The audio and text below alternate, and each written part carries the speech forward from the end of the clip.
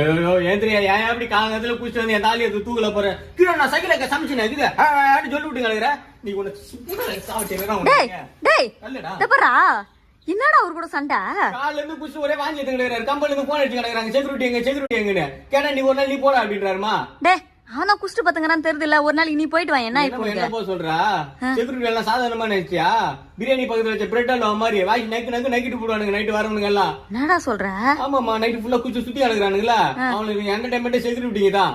ஆமா 4 பேர் நின்னுக்கோனுங்க அங்கங்க இருந்து நாய் மாரி குலைக்கிறது கழுத்து அடிக்கிறது போன் பிடிங்க ஓடுறது கூலி பாஞ்சு கேட்டு போச்சு சித்திரவதை பண்றது ஒவ்வொரு டிஃபரன்ஸ் கிருஷ்ணா சுத்தி கொளுத்திடுறானுங்களா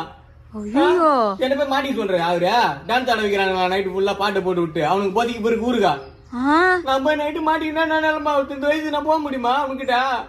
சின்ன பையா செக்யூரிட்டி வேலை இவ்வளவு கஷ்டமுதாடா இவரேதான் பொலிமை கிடையாது நைட்டு ஃபுல்லா சொல்லிக்கினேன் இதுல பாரு ட்ரெஸ் பாரு ஆளு அனுப்புன மாதிரி இருக்கிறாரு நான் மிளகா படம்